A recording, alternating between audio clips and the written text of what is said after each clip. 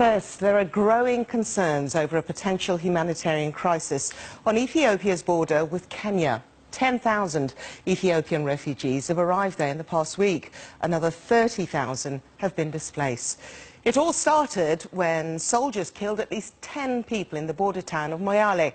The Ethiopian government claims the troops mistook the civilians for Oromo rebels and is taking measures to get the refugees back home.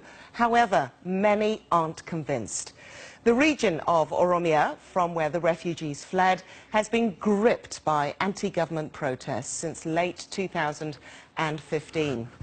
These later spread to the Amhara region, leaving hundreds dead and scores arrested, prompting the government to declare a state of emergency last month. Well, the BBC's Emmanuel Agunza is in the Kenyan part of the town of Moyale. Emmanuel. Yes, indeed. And from here, we've been talking to some of the aid agencies which are providing help for the refugees, the big number of refugees who've crossed over the border, and they're telling us more families are coming over. Over the last 2 days, 100 families have come here to the Moyale town on the Kenyan-Ethiopian border, and they're living under really dire circumstances. We've seen one of the camps where there is not enough water, the sanitation is very poor, and there is a real fear that diseases could break out from here. And many of those who've been speaking in many of the camps that we've visited have been telling us of their fears. Here's a little more of what we found out here in Moyale. 20-year-old Guyo Jasso is lucky to be alive.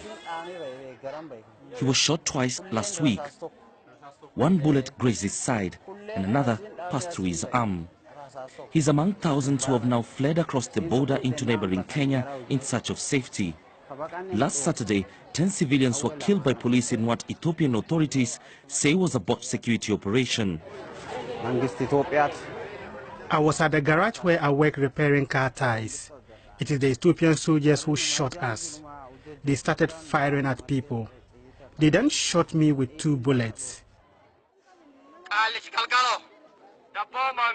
So far, 40,000 people have been displaced by last week's violence. 10,000 of those are now living in these camps. Aid agencies are scrambling to register them and provide assistance. Up to 20,000 people. But they say each day, even more cross the border.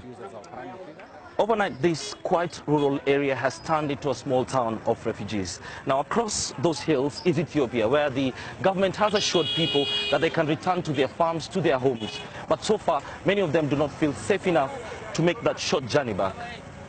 The Ethiopian government says soldiers involved in the operation have been arrested and are being investigated. A team has also been appointed to oversee the repatriation of the refugees back home. There is conducive atmosphere situation in their village, the village they have left on confusion, and there is an arrangement to welcome them, and there are elderly people, community councillors who are telling them to go back, and many of them have started going back, and it's time to go back. But back at the camps, people are bracing themselves for a much longer stay. Dima Godana and her friends are laying down fresh foundations for their future right here. It is not a foreign enemy, it is our government killing us. If that government is in power, we are not going back. But if this government is removed, we will go back. It is our land. It's a sentiment that people keep repeating. They say though home is so near, peace and security in Ethiopia are so far.